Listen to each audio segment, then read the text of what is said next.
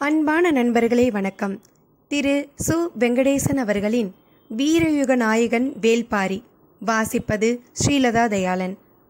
சில கதைகள் வாசிக்க பிடிக்கும், சில கதைகள் கேட்க பிடிக்கும், அதற்கும் மேலாக சில கதைகள் திரைப்படமாக பார்க்க பிடிக்கும். ஆனால் இந்த வேள்பாரியின் கதையோ எப்படி இருந்தாலும் பிடிக்கும். சு. வெங்கடேசன் அவர்களின் இந்த கதையை கேட்க கேட்க நாமும் அந்த கதையோடு பயணிப்பது போல் ஓர் உணர்வு வருவதை நம்மால் தடுக்க முடியாது. மன்னன் பாரியின் காலத்தில் அவர்கள் பின்பற்றிய மருத்துவம், மன்னனாக இல்லாமல் மக்களோடு மக்களாக அவர் வாழ்ந்த முறை, போர் திறமைகள், போர் கருவிகள், இப்படி எத்தனையோ விஷயங்கள் நம்மை வியப்பில் ஆழ்த்துகிறது. நாம் வாழ்வில் ஒரு முறையேனும் படிக்க கேட்க வேண்டிய கதை இது. வாருங்கள், நாமும் பாரியோடு சேர்த்து பயணிப்போம். முன்னுரை. இலைப்பார நிழலின்றி தவிக்கும் வழிப்போக்கனின் கண்ணில் படும் பெரும் ஆலமரம் போல மூவேந்தர்களும் மன்னர்கள் பலரும் ஆண்ட தமிழகத்தில் தவித்தலைந்த உயிர்களுக்காக தன்னையே தந்தவன் வேள்பாரி. தன்னலமற்ற கொடை உள்ளத்தாலும் அன்பு வழிபட்ட வாழ்வியல் மரபாலும் பாரியின் புகழ் தமிழ் நிலம் எங்கும் பரவியது. மூவேந்தர்களான சேர, சோழ, பாண்டியர்கள் அவன் புகழ் கண்டு வெதும்பினர். பரம்பு நாட்டின் நிலவலம் அவர்களின் கண்களை உறுத்தியது. பாரிக்கு எதிராக தனித்தனியே அவர்கள் மேற்கொண்ட போர் முயற்சிகள் கைகூடவில்லை. இறுதியில் மூவேந்தர்களும் ஒன்றிணைந்தனர். அவர்களின் கூட்டுப்படை பாரியின் பரம்பு நாட்டை அனைத்து திசைகளிலிருந்தும் ஒரு சேர தாக்கியது. சின்னஞ்சிறு டிராய் நகரின் மீது மொத்த கிரேக்க படையும் போர் தொடுத்ததைப் போலத்தான் இதுவும் நிகழ்ந்தது. வெண்ணிலை போர், வாகை பரந்தலை போர், கழுமலர் போர் என சங்ககால தமிழகம் குருதி பெருக்கெடுத்து ஓடிய எண்ணற்ற போர்க்களங்களை கண்டது. அங்கெல்லாம் நடைபெற்ற போரில் மூவேந்தர்களில் யாரேனும் ஒருவர் வெற்றி பெற்றார், மற்றவர்கள் தோற்றோடினர். ஆனால் பரம்பு மலை போரில் மட்டுமே மூவேந்தர்களும் ஒரு சேர தோல்வியை தழுவினர். தமிழக வரலாற்றில் அதற்கு முன்பும் அதற்கு பின்பும் நிகழாத வீர சரித்திரம் இது.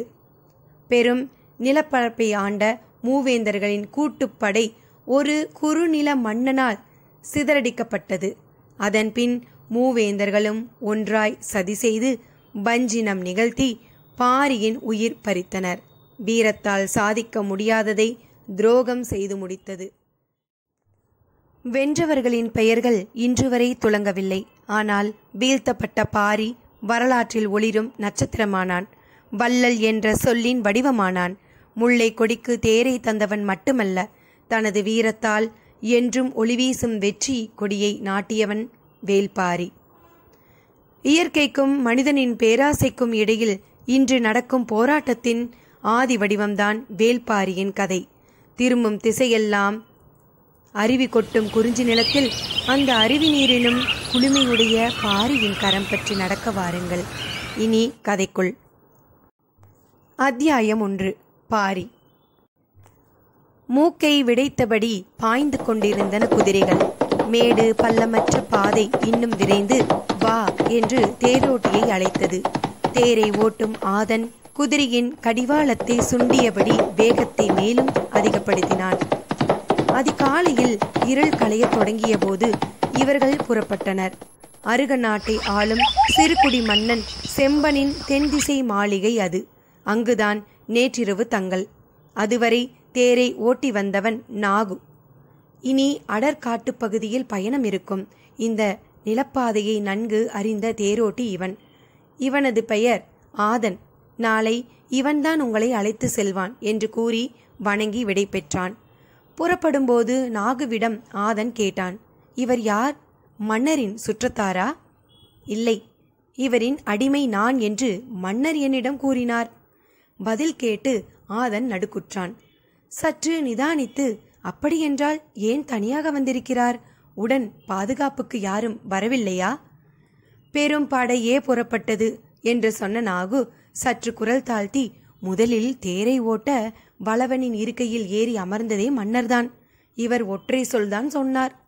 எல்லோரும் நின்று கொண்டார்கள். நான் மட்டும் அவரை அழைத்து கொண்டு வந்தேன். சொல்லிவிட்டு புறப்பட தயாராகும் போது ஆதன் மீண்டும் கேட்டான். மன்னர்களையாலும் இந்த தெய்வத்திற்கு தனித்த பெயர் எதுவும் இருக்கிறதா? இருக்கிறது. பெரும் புலவர் கபிலர். ஆதன் இரவு முழுவதும் தூங்கவில்லை. பதற்றத்திலேயே இருந்தான். பொழுது விடிந்தது. தூக்கமின்மையை காட்டிக்கொள்ளாமல் உற்சாகமாக குதிரையை பூட்டி தேரை தயார் செய்தான். மாளிகையில் இருந்து கபிலர் வெளியேறி வந்தார். நரை முழுமை கொள்ளாத தாடி, வேந்தனை போல் தலைமுடியை உச்சியில் முடிச்சிட்டு சிறு கோல் ஒன்றை செருகியிருந்தார். பேரறிவின் இருமாப்பு கண்ணொளியில் மின்னியது. பார்த்ததும் நெடுஞ்சான் கிடையாக விழுந்து வணங்கினான் ஆதன். அவரது வாழ்த்துச் சொல் காதில் கேட்க எழுந்து திரும்பிய போது அவர் குதிரையின் கழுத்தை தடவி கொடுத்து கொண்டிருந்தார். குதிரைகள் புதிய மனிதர்களை தொடவிடாது. ஆனாலும் தேரில் பூட்டப்பட்டிருந்ததால் ஓரளவுக்கு மேல் அதனால் விலகவோ முகத்தை திருப்பவோ முடியவில்லை. மயிலும் குதிரையும் தனது மொத்த அழகையும் நீண்டு திரும்பும் கழுத்தில் வைத்திருக்கிறது என்று சொன்னவர் சிரித்த முகத்தோடு தேரில் ஏறினார். ஆதன் மிக திறமையான தேரோட்டி. பயணத்தின் அதிர்வு பசுந்தூள் மெத்தையை கடந்து உடலில் உணர முடியாதபடி தேரை செலுத்துவான். அவன் நினைத்ததை விட வேகமாகவே வேட்டுவன் பாறைக்கு வந்துவிட்டான். அருகில் வந்ததும் வேகத்தை குறைக்க கடிவாளத்தை இழுத்து நிறுத்தினான். கடிவாளத்தில் இருக்கும் பூண் எழுப்பிய உலோக ஒளி தனித்து மேலெழும்பியது. தலை தூக்கி பார்த்தார் கபிலர். எதிரில் 2 சிறு குன்றுகள், அதற்கு பின்னால் அடுக்கடுக்காக மலைத்தொடர்கள். அதன் உச்சி வெண்மேகத்துக்குள் மறைந்திருந்தது. மேலெழும்பிய உலோக ஒளி மலையோடு மறைந்தது. ஐயா, இதுதான் பச்சை மலைத்தொடரின் முன்னால் இருக்கும் வேட்டுவன் பாறை. இந்த வழியாகத்தான் பாரியின் பரம்பு மலைக்கு போக வேண்டும் என்று கேள்விப்பட்டிருக்கிறேன். கபிலர் வண்டியை விட்டு கீழே இறங்கி பார்த்தார். கண்ணுக்கெட்டு தூரம் வரை மலை விரிந்து கிடந்தது. நீர் வற்றிய காற்றாற்றை கடந்து வேட்டுவன் பாறையில் பாதி ஏறுவது வரை ஆதன் நின்று பார்த்து கொண்டே இருந்தான். இதற்கு முன்னால் பரம்பு நாட்டிற்கு போனது கிடையாது. பாதை எவ்வளவு தூரம் இருக்கும், துணைக்கு யாராவது வருவார்களா, போய் சேர எத்தனை நாளாகும் என எதுவும் தெரியாது. தன்னந்தனியாக எந்த தைரியத்தில் இந்த அடர்வனத்திற்குள் இவர் போய்கொண்டிருக்கிறார்? ஆதனுக்கு வியர்ப்பு குறையவே இல்லை. வேறு வழியின்றி அந்த இடத்தை விட்டு புறப்பட்டான். உச்சி வெயிலிலும் ஈரக்காற்று வீசியது. குன்றின் சரிவில் போய்கொண்டிருந்த பாதை சற்றே வளைந்து மேல் நோக்கி ஏறியது. பாறையில் இருந்து சரிந்து கிடக்கும் வேர்கள் கைப்பிடிக்க வாகாக இருந்தன. கபிலர் வேரை இறுக பிடித்து விசை கொடுத்து மேலேறிய போது தனக்கு வயதாகிவிட்டதை உணர்ந்தார். உடல் வேர்த்தது, மூச்சு வாங்கியது. நடையின் வேகத்தை சற்றே குறைக்கலாமா என்று யோசிக்கையில் கால்கள் நின்று கொண்டுதான் இருந்தன. சிறிது இளைப்பாரி மீண்டும் நடந்தார். கீழே நீர் வற்றி கிடக்கும் காட்டாற்றின் அழகை பார்த்தபடி ஒற்றையடி பாதையை நோக்கி கண்களை திருப்பினார். செடிகளுக்கு இடையிலே ஏதோ உருவம் தெரிகிறதே என்பதை உணர்ந்தவர் மீண்டும் கீழே உற்று பார்த்தார். இவர் நடக்கும் பாதையை நோக்கி ஓர் இளைஞன் கையில் வேல்கம்போடு சரசரவென்று மேலேறி வந்தான். கபிலருக்கு அவனது உருவம் பதியவில்லை. அவன் வந்த வேகம்தான் பதிந்தது. மேலே ஏறியவன் கபிலரை கடந்து முன்னால் போய்கொண்டிருந்தான். நின்று பேச அவனுக்கு பொழுது இல்லை. நடந்து கொண்டே கேட்டான். நீங்கள் யார் என தெரிந்து கொள்ளலாமா? கபிலர் கண்ணிமைத்து அவனை பார்த்தார். பதில் சொல்வதற்குள் மறைந்து விடுவானோ என்று தோன்றியது. குரல் உயர்த்தி சொன்னார். கபிலர். நான் பெயரை கேட்கவில்லை, யார் என கேட்டேன். எதிர்காற்றில் சற்றே தடுமாறினார் கபிலர். தடுமாற்றத்திற்கு காற்று காரணமல்ல என்பதனை அவரது மனம் சொல்லியது. நான் புலவன். பாணர் குலமா? கேட்டபடி நடந்து போய்கொண்டே இருந்தான். அவனை பார்ப்பது, பாதையில் கவனம் கொள்வது, பதில் சொல்வது என்ற 3 வேலைகளை கபிலர் செய்ய வேண்டி இருந்தது. இல்லை, பாணர்கள் பாடல் பாடுவார்களா? இசைஞர்கள், கலைஞர்கள். நான் அவர்கள் இல்லை. நான் புலவன், எழுத கற்றவன். பதில் சொல்லி முடிக்கும்போது கேள்வி வந்தது. எழுத்து என்றால்? மலையேறும் ஒரு பாதையில் இவ்வளவு தூர இடைவெளியில் ஓர் உரையாடலா? உரத்த குரலில் பதில் சொல்வதற்கு மூச்சுக்காற்று ஒத்துழைக்க மறுத்தது. ஆனாலும் கபிலர் உரத்தே சொன்னார். மரத்தை ஓவியமாக வரைந்து பார்த்திருக்கிறாயா? பார்த்திருக்கிறேன். குகை பாறையில் நிறைய மரங்கள் ஓவியமாக வரையப்பட்டுள்ளன. அதேபோல நாம் பேசும் ஒளியை ஓவியமாக வரைவதுதான் எழுத்து. அவனது நடையின் வேகம் கொஞ்சம் குறைந்தது. யோசிக்கிறான் என்று புரிந்தது. அவனை கொஞ்சம் உள்ளிழுக்க முடியும் என்ற நம்பிக்கை கபிலருக்கு வந்தது. உனது பெயர் என்ன? நீலன். இங்கே வா, வரைந்து காட்டுகிறேன் என்று சொன்ன கபிலர் கீழே கிடந்த காய்ந்த குச்சியை குனிந்து எடுத்தார். அவன் சட்டென அருகில் வந்தான். அதை கவனித்தபடியே குச்சியால் கீறி அவனது பெயரை மண்ணில் எழுதினார். அதை பார்த்ததும் உதட்டோரத்தில் ஓர் இளன் சிரிப்பு. மீண்டும் நடக்கத் தொடங்கியவன், நான் என்ன யானையின் சாணத்தில் செரிக்காமல் கிடக்கும் ஈக்கியை போலவா இருக்கிறேன்? எதிர்காற்று மீண்டும் அடித்து கபிலரை தள்ளாட வைத்தது. நீலன் வேகமாக போய்கொண்டிருந்தான். கபிலர் அவனை ரசிக்கத் தொடங்கினார்.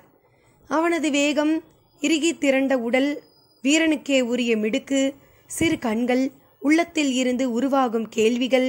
அவன் கையில் இருக்கும்போதே வேல் இவ்வளவு வேகமாக போகிறதே, அவன் எரிந்தால் எவ்வளவு வேகம் கொள்ளும் என யோசித்த கபிலர், இந்த இடைவெளியில் கேள்வியை நாம் ஆரம்பித்து விடுவோம் என முடிவெடுத்து, உனக்கு மனமாகிவிட்டதா என்றார்.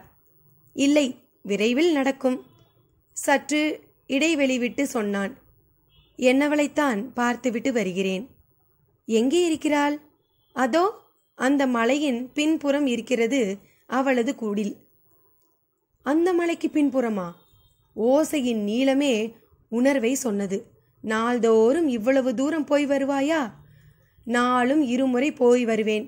சில நாட்களில் இருமுறை இங்கு வந்து செல்வேன். கபிலருக்கு அவன் மீதான ஈர்ப்பு இன்னும் கூடியது. ஓர் ஊஞ்சலை போல இரு குன்றுகளுக்கும் இடையில் தினமும் ஆடுகிறவன் என்று மனதில் ஒரு சித்திரம் உருவாகி கொண்டிருக்கையில் கேள்வியை அவன் தொடுத்தான். பெண்ணின் இதழ் இவ்வளவு சுவையேறி இருக்கிறதே, எப்படி? அந்த இளஞ்சிரிப்பு கபிலரின் உதட்டோரத்தில் வந்து உட்கார்ந்தது. ஊஞ்சலில் தன்னையும் ஏற்று நினைக்கிறான். சரி, அவனது வேகத்தை குறைத்தால் போதும் என நினைத்தவர் பதில் சொல்லும் முன் அடுத்த கேள்வி அவனே கேட்டான். உங்களுக்கு மனமாகிவிட்டதா? இல்லை. அப்படியென்றால் நான் உங்களிடம் இந்த கேள்வியை கேட்டிருக்க கூடாது அல்லவா? ஏதாவது ஓர் இடத்தில் நின்றால்தானே பதில் சொல்வதற்கு. கனப்பொழுதில் 3 கொப்பு தாவுகிறான். இவனை எப்படி அடைத்து நிறுத்துவது என யோசித்த கபிலர், உனக்கும் தான் மனமாகவில்லை என்றார். நான் வீரன். கபிலர் திகைத்து போய், இவன் என்னை என்ன சொல்ல வருகிறான் என யோசிக்கையில் அவன் பதிலை தொடர்ந்தான். எப்போது போர் மூளும் என தெரியாது. பரம்பு நாட்டிற்கு சுழலும் எதிரிகள் போர்க்களத்தில் நான் சாயும்போது எனது ஈட்டியை இறுக பற்றி முன்னேற என் மகன் வந்து நிற்க வேண்டும். வீரர்களின் வாழ்வு மிக குறுகியது. நிதானமாக வாழ்ந்து எழுத்துக்கள் எல்லாம் கற்று நாடுதோறும் பயணம் போய் ஒரு காத தூரத்தை 3 நாளிகை நடக்க கடக்க எங்களுக்கு அவகாசம் இல்லை புலவரே. ஊஞ்சல் அறுபட்டு தான் மட்டும் விழுவது போல் உணர்ந்தார் கபிலர். வேட்டுவன் பாறையின் 2வது குன்றில் கால் பதிக்கும் வரை கபிலர் அவனிடம் பேச்சு கொடுக்கவில்லை. அவனை பற்றிய ஒரு கணிப்பை உருவாக்கி கொள்ள முடியவில்லை. எதை உருவாக்கினாலும் அடுத்த கணமே அதை குலைத்து விடுகிறான். அவன் கையில் வைத்திருக்கும் வேல்முனையை விட கூர்மையானதாக இருக்கிறது அவன் அளிக்கும் பதில்கள். அவனை கணிக்க முடியவில்லை என்பதை மனம் ஏற்கவில்லை. ஆனால் ஒன்று புரிந்தது. அவனது நடை வேகத்திற்கு எங்கோ போயிருக்க வேண்டும். அவ்வாறு போகாததிலிருந்து அவன் தன்னை அழைத்து கொண்டு போகிறான் என யூகித்தார் கபிலர். சிறிது நேரத்திற்கு பின்னர் மௌனம் கலைத்து பேசத் தொடங்கினார். பாரியின் பரம்பு மலை எவ்வளவு தொலைவில் இருக்கிறது? இந்த நாட்டின் பெயர்தான் பரம்பு நாடு. பாரி இருக்கும் மலையின் பெயர் ஆதிமலை. அந்த மலையில்தான் வேலீர் குலத்தை தோற்றுவித்த மாவீரன் எவ்வி தலைநகரை உருவாக்கினான். நிலப்பகுதிக்கு வந்து பாணர்கள் பாடிய பாடல்களிலிருந்தே பலவற்றை நாம் யூகித்துக் கொள்கிறோம். ஆனால் உண்மை எவ்வளவு விரிவுடையதாக இருக்கிறது என யோசித்தபடி கபிலர் கேட்டார். அங்கு இருந்துதான் பாரியின் அரசாட்சி நடக்கிறதா? கேள்வி நீலனுக்கு சிரிப்பை உண்டாக்கியது. பாரி அரசன் அல்ல, வேளிர் குல தலைவன். நாட்டை ஆள்வதைப் போல் காடும் ஆளப்படுகிறது என நீங்கள் நினைத்தீர்களா? காட்டை யாராலும் ஆள முடியாது. சின்னஞ்சிறு மனிதனால் என்ன செய்ய முடியும்? பகை, துரோகம், வீரம், சாவு, அவ்வளவுதான். ஆனால் காட்டை பாருங்கள், எண்ணிலடங்கா உயிர்கள், ஒவ்வொன்றும் அளவில்லாத ஆற்றல் கொண்டது. ஒரு பச்சிலையை வாயில் வைத்தால் அந்த கணமே நீங்கள் செத்து மடிவீர்கள். துளிர்விடும் ஒற்றை இலை உங்களின் வாழ்வை முடித்து வைக்க போதுமானது. உங்களால் முடிவு செய்ய முடியுமா? காடு இலைகளால் ஆனதா, மரங்களால் ஆனதா, மிருகங்களால் ஆனதா, பாறைகளால் ஆனதா, பறவைகளால் ஆனதா, கொம்புகளால் ஆனதா? அவன் பேசிக்கொண்டே போனான். கபிலரால் ஒரு கட்டத்தில் அவனது பேச்சை பின்தொடர முடியவில்லை. பாறைகள் உருள்வதைப் போல் வார்த்தைகள் உருண்டு கொண்டிருந்தன. மூச்சுவிட அவகாசம் எடுத்துக்கொண்டார். அவர் நின்று விட்டதை உணர்ந்த அவன் திருப்பி பார்த்து சொன்னான்.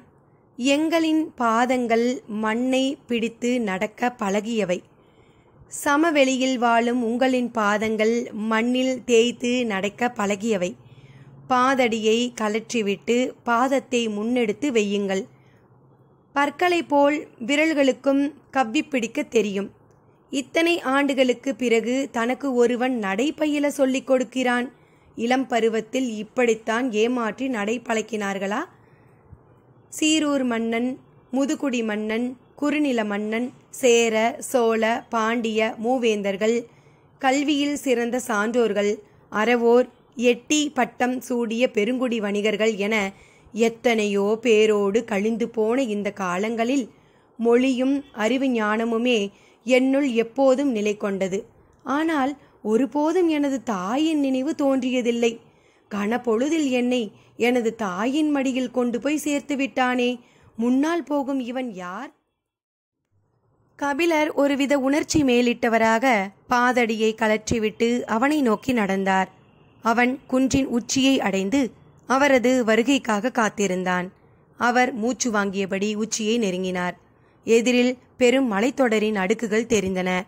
நீலன் சொன்னான், முதல் அடுக்குக்கு காரமலை என்று பெயர். அதன் மேல் நின்று பார்த்தால்தான் 3ஆம் அடுக்கை பார்க்க முடியும். அதுதான் ஆதிமலை. உச்சிக்கு வந்ததும் அதுவரை இல்லாத வேகத்தோடு காற்று வந்து அவரை தள்ளியது. உடலை சற்று திருப்பி காற்றின் வேகத்திற்கு ஈடு கொடுத்து நின்றபடி எதிர் திசையை பார்த்தார்.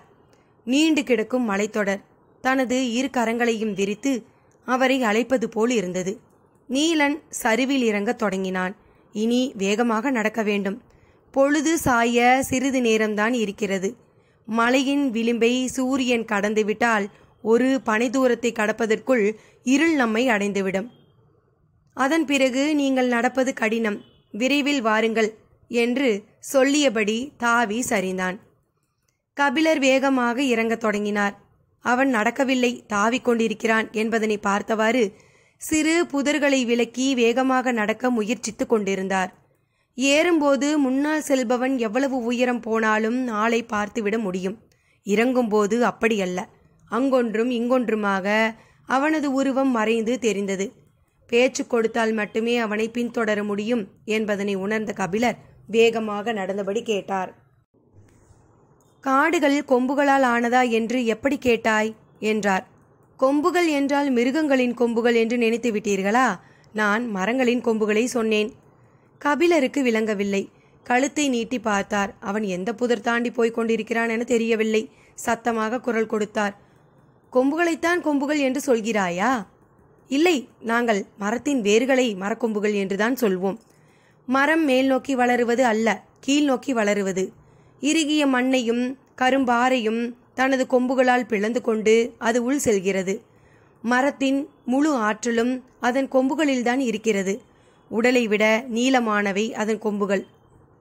தான் கற்றவற்றை ஒருவன் தலைகீழாக புரட்டி கொண்டிருக்கிறான் என தோன்றிய போது முன்வைத்த வலது கால் இடறியது.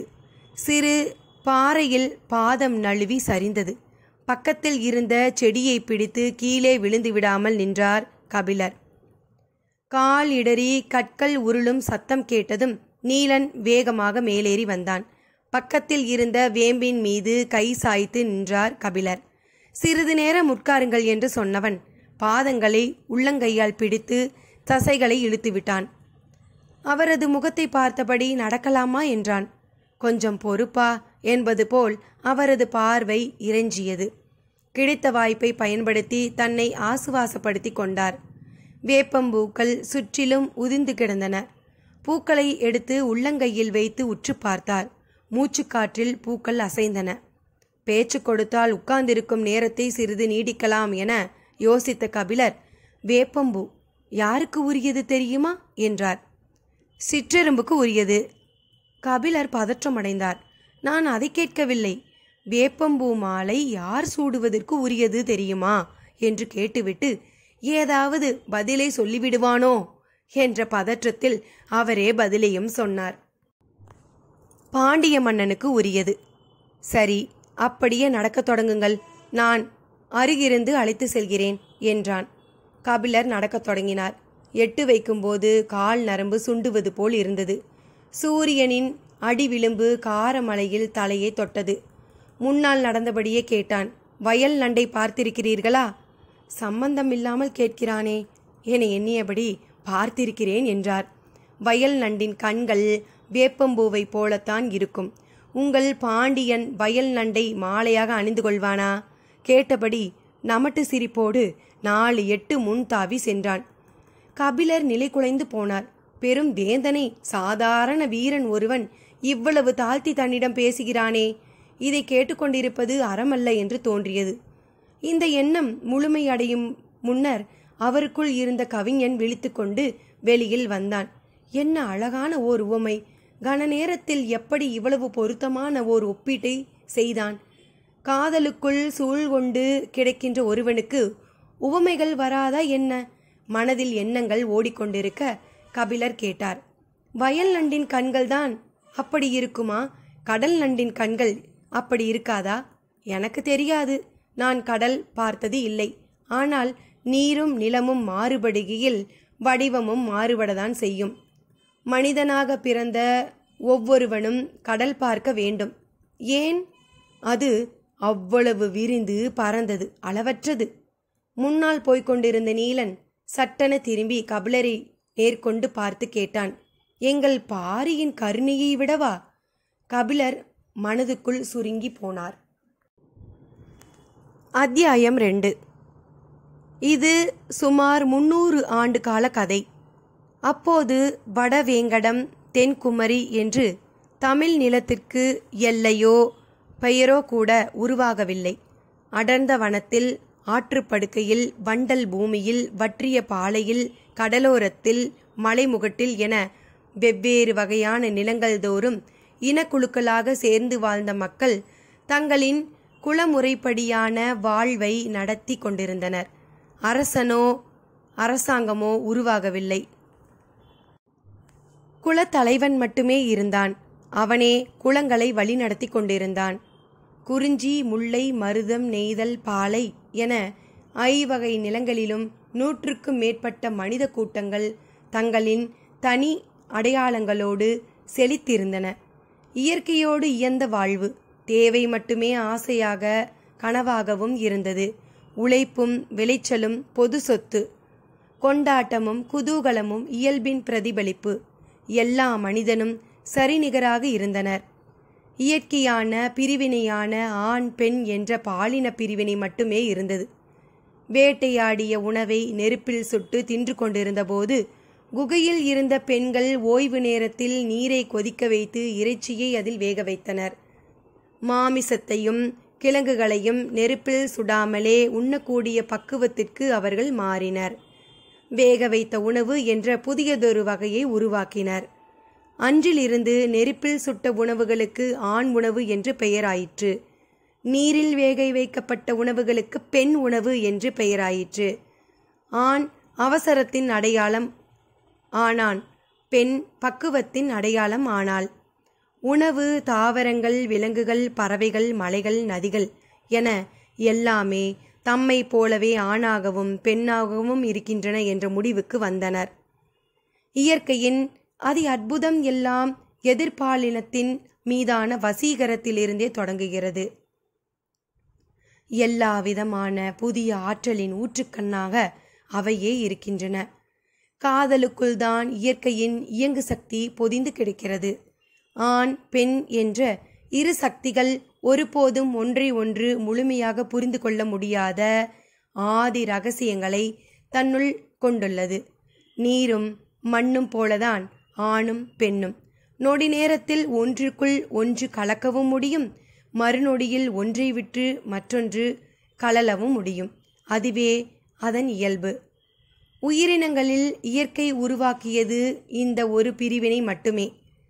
இதுவன்றி வேறு பிரிவினைகள் இல்லாமல் அழகாகவும் அமைதியாகவும் இருந்தது அந்த காலம்.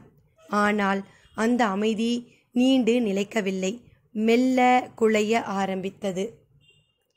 பெரும் மாளிகை சரிய காரணமான ஒற்றை செங்கலை போலத்தான் சொத்தும் சொத்தின் மீதான ஆசையும், தனக்கான உடைமை, தனக்கான சந்ததிக்கான சேமிப்பு என ஆரம்பித்தபோது குளங்களின் அமைதி குலைய ஆரம்பித்தது.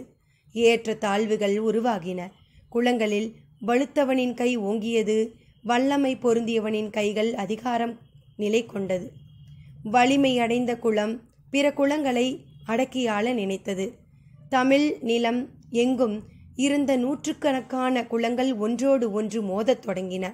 அடர்ந்த காட்டில் விடாது கேட்கும் இடியோசை போல அந்த மோதல்களின் ஓசை கேட்டுக்கொண்டே இருந்தது. நூற்றுக்கணக்கான குருதியாறு நிற்காமல் ஓடியது. ஆரம்ப காலத்தில் மனிதனுக்கு தேவையான பெரும் செல்வமாக கால்நடைகளே இருந்தன. எனவே கால்நடைகளை அதிகப்படுத்தவே எல்லா குளங்களும் ஆசைப்பட்டன. அடுத்த இனக்குழுவின் கால்நடைகள் இரவோடு இரவாக களவாடப்பட்டன. களவு கொடுத்தவன் ஆயுதங்களோடு குறுக்கே பாய்ந்தான். ஓட்டி செல்லப்படும் கால்நடைகளும் மீட்டு திரும்பும் கால்நடைகளுக்கும் இடையில் மனிதன் செத்து விழுந்து கொண்டே இருந்தான். அடுத்த கட்டமாக நல்ல விளைநிலங்களை கைப்பற்ற குளங்கள் மோதிக்கொண்டன. செழிப்பான விளைநிலங்கள் எங்கிருக்கிறதோ அங்கே மனித ரத்தம் ஆண்டு முழுவதும் உலரவில்லை. கால்நடைகளை பறிக்கும்போது மோதலாக இருந்த செயல் இப்போது போர்களாக பரிணமித்தது. ஒரு போர் இன்னொரு போரை உற்பத்தி செய்தது. தொடக்க காலத்தில் தோல்வியடைந்த நாட்டின் வீரர்கள் வெட்டி கொல்லப்பட்டனர். ஆனால் இப்போது அப்படியல்ல. அவர்களின் கைகளும் உழைப்பும் புதிய அரசுக்கு தேவையாக இருந்தன. எனவே அவர்கள் அடிமைகளாக்கப்பட்டு நுகத்தடியில் பூட்டப்பட்டனர். வீழ்ந்தவனின் நிலத்தை வென்றவன் வாள் கொண்டு உழுது பயிரிட்டான். பிறர் மண் உண்ணும் செம்மலே என்று அவர்கள் போற்றப்பட்டனர். பெருகி வந்த தேவையும் கடல் வழி வாணிகமும் எண்ணற்ற அடிமைகளை அனுதினமும் கோரின. நிலத்துக்காக தொடங்கிய போர் இப்போது அடிமைகளை பெறுவதற்கானதாக மாறியது. போர் எனும் நிரந்தரமான கொதிநீர் கொப்பரைக்குள் எண்ணிலடங்கா இனக்குழுக்கள் விழுந்து ஒன்றோடு ஒன்று மோதி அழித்து கொன்று செரித்து மிஞ்சியவை மேலேறின. மேலேறியவர்கள் தாங்கள் இனி குலத்தலைவர்கள் அல்ல, வேந்தர்கள் என்று அறிவித்தனர். வம்ப வேந்தர்கள் வாழ்க வாழ்க என்று முழக்கம் 1/2 நிலப்பகுதியில் ஒலித்தது. வேந்தனுக்கு என்று தனித்த அடையாளங்களை சான்றோர்கள் உருவாக்கினர். மணிமுடி, அரசமுடி, வெண்கொற்றக்கொடை, ஆணை சக்கரம் இவை வேந்தர்களுக்கு உரியன. வேந்தர்கள் என்றால் அது சேர, சோழ, பாண்டியராகிய 3 மட்டுமே. மற்ற எல்லோரும் குறுநில மன்னர்கள் என்று அறிவித்தனர். எந்த ஓர் அறிவிப்பும் ஆட்சிக்கு உட்பட்ட நிலப்பகுதியில்தான் பொருந்தும். மூவேந்தர்களின் நிலப்பகுதிக்கு வெளியே இருந்த ஆட்சியாளர்கள் இந்த அறிவிப்பை காலிலே மிதித்து காரி உமிழ்ந்தனர். குடவர், அதியர், மலையர், வேளிர் என 20க்கும் மேற்பட்ட குலத்தலைவர்கள் வாளேந்தி வஞ்சினம் உரைத்தனர். காவிரி, வைகை, பேரியாறு என ஆற்றங்கரையில் மூவேந்தர்களின் நாடுகள் அமைந்தன. இவர்களின் தலைமையை ஏற்காத சுதந்திர இன குழுக்களாக செயல்பட்டவர்கள் பெரும்பாலும் மலை மற்றும் காடு சார்ந்த நிலப்பகுதியை ஆண்டு கொண்டிருந்தனர். ஐவகை நிலத்தில் அமைந்த அனைத்து நாடுகளுக்குள்ளும் ஊடுருவி இரத்த நாளங்களாக குறுக்கும் நெடுக்கும் அலைந்து கொண்டிருந்தவர்கள் பாணர் சமூகத்தை சார்ந்த கலைஞர்கள். அவர்கள் பாடிய பாடல்களும் கூறி சென்ற கதைகளும் நிலமெங்கும் பரவி கிடந்தன. அவர்கள் யாழெடுத்து மீட்டி பீரிடும் குரலில் பாடியபோதுதான் போர்க்களத்தில் மரணத்தை தழுவியவன் வரலாற்றில் உயிர் கொண்டு உலவினான். அவர்கள் தங்களின் நைந்து போன மேலாடைக்குள் புகழை விதைக்கும் அபூர்வத்தை வைத்திருந்தனர். எல்லோருக்கும் தேவை புகழ். தலைமுறை தலைமுறையாக சொல்லப்பட வேண்டிய வீர கதையின் நாயகனாக நிலை பெற வேண்டிய புகழ். அதை விதைப்பவர்களாக பாணர்கள் இருந்தனர். குலத்தலைவர்களும் சிற்றரசர்களும் பாணர் சமூகத்தை அரவணைத்து அள்ளித்தந்தனர். அவர்களின் ஆற்றலையும் வள்ளல் தன்மையையும் பாணர்கள் விடாமல் பாடினர். இந்த வறிய கலைஞர்களின் வற்றாத குரல் தமிழ் நிலம் எங்கும் மிதந்து கொண்டே இருந்தது. இப்போது வள்ளல்களின் தலைநாயகனாக பரம்பு நாட்டை ஆளும் வேல்பாரி இருந்தான். பாரியோடு ஆன நமது பயணத்தை சிறிது இடைவெளி விட்டு அடுத்த பகுதியில் தொடருவோம். நன்றி நண்பர்களே.